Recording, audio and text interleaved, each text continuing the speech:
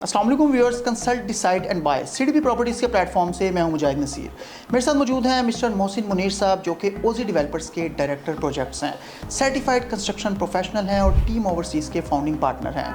क्या हाल है मोहसिन भाई आपके? जी थैंक यू मुजाहिद भाई, अल्लाह का शुक्र। आप सुनाएं। मोहसिन भाई बहुत शुक्रिया, आपने टाइम दिया। लास्ट वीडियो जो हमने बनाई थी अल्हम्दुलिल्लाह बहुत ज़बरदस्त कमेंट्स और बेहतरीन फीडबैक क्लाइंट्स का उस पर आया, क्योंकि टेक्निकल डिटेल्स नॉर्मली मिल नहीं रही होती क्लाइंट्स को बहुत सारे प्लेटफॉर्म से। मोहसिन भाई आज का हमारा टॉपिक जो है वो भी बहुत इंपॉर्टेंट है। आज हम आपसे ये जानना चाहेंगे कि हमारे पास बहुत से क्लाइंट्स ऐसे आते हैं जिनको नॉर्मली बजट का इशू नहीं होता, जिनके सामने सिर्फ एक पैरामीटर होता है, उनको घर चाहिए, कंस्ट्रक्शन करवानी है और जल्द अज जल्द चाहिए। कुछ लोग कहते हैं 3 माह में, 6 माह में, 7 माह में, 10 माह में। हम आपसे जानना चाहेंगे टेक्निकली घर को अर्लीस्ट कम से कम कितना टाइम देना चाहिए कंप्लीशन के लिए? मुजाहिद भाई बड़ा टेक्निकल क्वेश्चन है। देखें, एक हम कैटेगराइज कर लेते हैं, 5 मरला, 8 मरला, 10 मरला, 1 कनाल। हम इन चारों सिनेरियोज को डिस्कस कर लेते हैं। जी मेरे तजर्बे के मुताबिक 5 मरले का घर ग्रे स्ट्रक्चर कम से कम 3 महीने देने चाहिए उसको। देखें, मार्केट में मुझे पता है कि 2 महीने में भी घर बन रहा है 5 मरले का ग्रे स्ट्रक्चर, 1.5 महीने में भी लोग बना के छोड़ देते हैं कि जी हमने ग्रे स्ट्रक्चर बना दिया।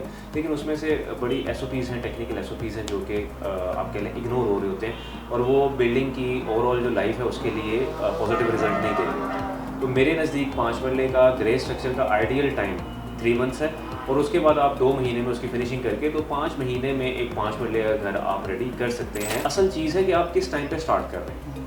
जो प्रोजेक्ट स्टार्ट करने का टाइम है वो कुछ भी है, 5 मरला, 8 मरला, 10 मरला, 1 कनाल। जो प्रोजेक्ट का स्टार्टिंग टाइम है वो बेस्ट टाइम है जनवरी, फरवरी, मार्च, अप्रैल। ये 4 महीने जो से हैं ये बेस्ट टाइम है प्रोजेक्ट को स्टार्ट करने का। उसका रीज़न क्या है वो मैं आपको बताता हूँ। अगर आप प्रोजेक्ट जाके मई में स्टार्ट करते हैं, जून में स्टार्ट करते हैं, तो उसका कुछ ना कुछ पार्ट जाके मानसून में आ जाएगा। तो वो मानसून में आपको बड़ा डिस्टर्बेंस होती है कि फ़र्ज़ करें आपकी चिनाइयाँ चल रही हैं, आपकी स्लैब पोरिंग्स चल रही हैं, तो मानसून में आपको पता है बारिश अच्छी खासी होती है जो कि आपको हिंड्रेंस करती है, कंस्ट्रक्शन की एक्टिविटीज़ को डिस्टर्ब करती है। तो आपका अगर प्रोजेक्ट इन 4 महीनों में शुरू हो रहा हो तो वो बड़े आइडियल टाइम के ऊपर ख़त्म हो रहा होगा। और सेकेंडली जब आप उसकी फिनिशिंग कर रहे होंगे तो उसको गर्मियों की धूप लग चुकी होगी। धूप ज़रूरी है, धूप बड़ी ज़रूरी होती है। देखिए हमारे बड़े कहते थे कि घर जो सा वो एक दफ़ा बनाओ, उसको 1 साल की धूप लगवाओ। उसके अंदर देखिए कुछ ना कुछ लॉजिकल रीजंस थे। ऑल दो इंजीनियरिंग में आजकल की इनोवेशंस जितनी आ चुकी हैं, जितने किस्म के केमिकल्स आ चुके हुए हैं, मेथड्स ऐसे हैं कि आप कंक्रीट की अर्ली स्ट्रेंथ अचीव कर सकते हैं, आप प्लास्टर्स को अर्ली क्योरिंग कर सकते हैं। असल चीज़ क्या है जो हम फोकस करते हैं कि घर को, कंस्ट्रक्शन को टाइम देना चाहिए, ग्रे स्ट्रक्चर को। क्यों एक 5 मरले का प्रोजेक्ट महीने 1.5 महीने में नहीं फिनिश करना चाहिए? लेट सपोज आपने बुनियादें खड़ी की, आपने उसके अंदर बैकफिल करनी है। बुनियादों के अंदर जो आपने ब्रिक्स यूज़ की हैं और जो मोटर यूज़ की है मसाला उसको लगाने के लिए, वो अपनी स्ट्रेंथ टाइम के साथ पकड़ता है। आप एकदम जब उसके अंदर बैकफिल करेंगे तो अंदर जब आप उसकी फिलिंग कर रहे होंगे उसका आउटसाइड प्रेशर पड़ता है दीवारों के ऊपर। और बड़ी जगह पे हमने एज अ कंसल्टेंट जाके ये देखा है कि लोग हमें बुलाते हैं कि जी बुनियादें DPC डाला था, फाउंडेशंस के अंदर बैकफिल करते हुए हमारी बुनियादें हिल गई हैं। मैं इसका आई विटनेस हूँ। हम जब उनसे पूछते हैं कि जी आपने बुनियादों की वॉल्स को अपनी स्ट्रेंथ पकड़ने के लिए कितना टाइम दिया, तो वहाँ पता चलता है कि जी ठेकेदार जो सा उसने तो 3 दिन भी नहीं वेट किया, 3 दिन में उसने दीवारें खड़ी की, चौथे दिन आके उसने बैकफिल डलवा दी वहाँ पे। अब जब बैकफिल आती है उसका बड़ा प्रेशर होता है, तो बड़ा नुकसान हो जाता है वहाँ पे। अब ठेकेदार तो ये कोशिश करेगा कि उस नुकसान को इग्नोर करेगा, मालिक को बताएगा नहीं, लेकिन वो आपके लिए, घर के लिए, एक स्ट्रक्चरल इंटेग्रिटी के लिए खतरनाक हो सकता है। तो ये एक एग्जांपल है। इसके बाद आपने लेट्स सपोज ग्राउंड फ्लोर की आपने ब्लॉक आउट कर लिया, उसके ऊपर अब आपने शटरिंग की और आपने लेंटर डाल दिया, स्लैब पोरिंग कर दी। हम इसको टेक्निकल वर्ड स्लैब पोरिंग होता है। इसके ऊपर अगले ही दिन हमने देखा है कि लोग ऊपर दोबारा ईंटें फेंक के ब्रिक वर्क शुरू कर देते हैं ऊपर वाले फ्लोर की वॉल्स का, जो कि मेरे नज़दीक इंतहाई गलत प्रैक्टिस है। आपको एटलीस्ट 7 से 8 दिन फुल ऊपर क्योरिंग के लिए काम को बिल्कुल रोक देना चाहिए, बंद कर देना चाहिए। आपको सिर्फ क्योरिंग करनी चाहिए। हाँ, अगर आपके पास कोई मजबूरी है और आपके पास वक्त नहीं है तो जो आपने ग्राउंड फ्लोर की स्लैब पोरिंग की थी ना, उसमें फिर सर्टेन केमिकल्स मिलते हैं जो कि अर्ली स्ट्रेंथ अचीव करवाते हैं। वो एक्सपेंसिव होते हैं, आप फिर वो केमिकल्स यूज़ कर रहे हैं। अगर आप वो केमिकल यूज़ नहीं कर रहे तो आपने एटलीस्ट 7 से 8 दिन, अगर हो सके तो 10 दिन भी रुकें, आपने ऊपर सिर्फ पानी का पॉन्ड एक क्रिएट कर देना कि वो कंक्रीट जो सी है वो पानी को जज्ब करती रहे और वो कंक्रीट अपनी स्ट्रेंथ पकड़ ले। तो इसी तरह आप एक 10 मरले का घर ले लें, आप 1 कनाल का घर ले लें, 10 मरले के ग्रे स्ट्रक्चर को आपको 5 महीने देने चाहिए।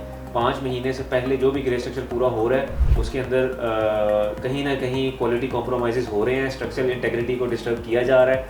1 कनाल का आप घर ले रहे हैं, 1 कनाल का जो ग्रे स्ट्रक्चर है आपको उसको 7 से 8 महीने देने चाहिए।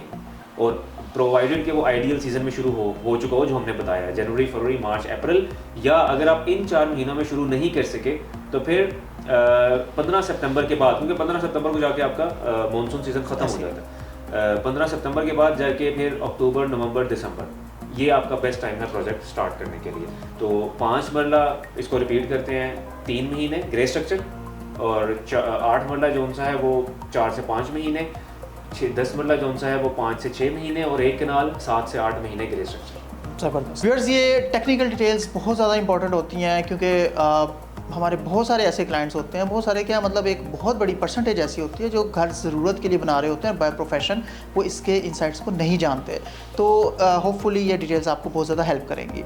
मोहसिन भाई, ग्रे स्ट्रक्चर से आगे फिनिशिंग वर्क, यानी कि आप सेम प्लॉट साइजेस के पॉइंट ऑफ व्यू से घरों का बताएंगे कि इनके कंप्लीशन को कितना टाइम लगना चाहिए, क्योंकि स्टार्टिंग जो आपने चीज़ बताई मैं समझ सकता हूँ कि एक स्ट्रक्चर जिसके ऊपर बाद में घर ने खड़े रहना है, उसको इतना टाइम देना बहुत ज़रूरी है।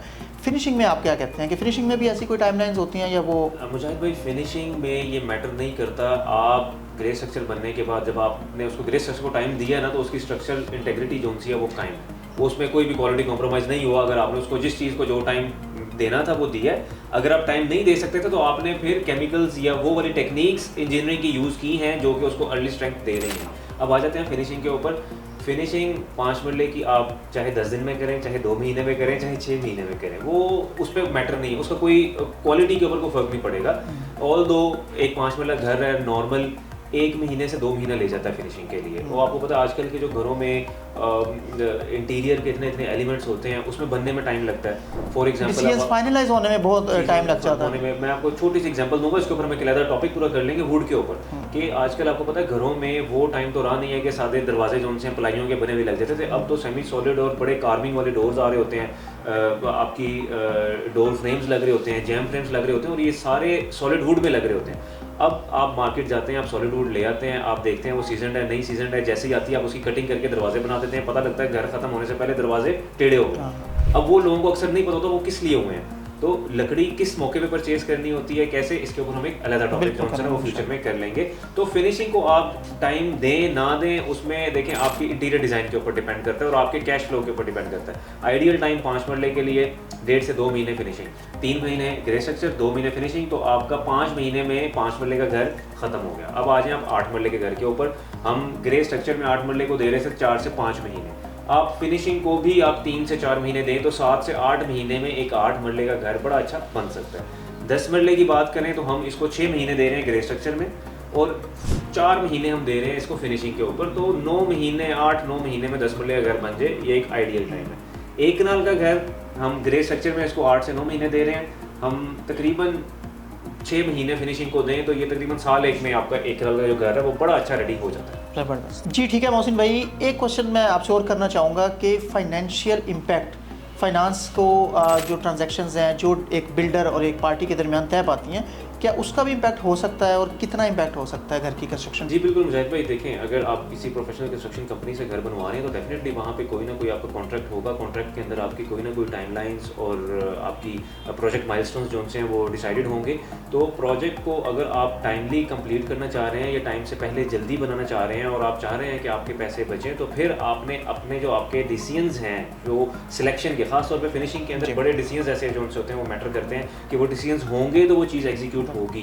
अगर वो टाइमली आप डिसीजंस लेंगे, आपका प्रोजेक्ट जो सा है वो टाइमली कंप्लीट होगा, तो उसमें डेफिनेटली आपको फाइनेंशियल बेनिफिट होगा। लेकिन आपने हमेशा एक चीज़ का ख्याल रखना है कि फाइनेंशियल बेनिफिट एक चीज़, क्वालिटी कॉम्प्रोमाइज़ नहीं होनी चाहिए घर को जल्दी बनाते हुए, जो हमने पिछले आपको पार्ट में बताया कि ग्रे स्ट्रक्चर के अंदर तो आपने बिल्कुल भी जल्दी नहीं करनी कि जी मैं महीना पहले प्रोजेक्ट ख़त्म कर लूँ और मेरी साइड के ऊपर 25,000 30,000 या लाख रुपए की बचत हो जाएगी, मेरे बिल कम आ जाएंगे वहाँ पे, या मेरा चौकीदार की तनख्वाह जो सी है वो बैलेंस रखना बहुत ज़रूरी है। तो बैलेंस रखना ज़रूरी है कि आपने क्वालिटी को मेक श्योर करना है कि आपकी किसी भी किस्म की स्ट्रक्चरल इंटेग्रिटी जो सी है वो डैमेज ना हो रही हो, तब आपके डेफिनेटली जितना जल्दी आप प्रोजेक्ट खत्म कर रहे होंगे आपके पैसे बच रहे होंगे, और हो सकता है आप कहीं ना कहीं एस्केलेशन को भी किसी भी बच रहे होंगे, क्योंकि पाकिस्तान की मार्केट में एस्केलेशन प्राइस जो फ्लक्चुएशन है वो बड़ी तेज़ी से हो रही होती है, लेकिन end of the day quality is top priority. बहुत शुक्रिया व्यूअर्स, आज की वीडियो में मोहसिन भाई ने जो ब्रीफिंग दी, होपफुली ये बहुत ज़्यादा आपके लिए यूज़फुल इन्फॉर्मेशन साबित होगी। और ये हमारे कुछ क्लाइंट्स का फीडबैक ही होता है, उनकी कुछ इंक्वायरीज ही होती हैं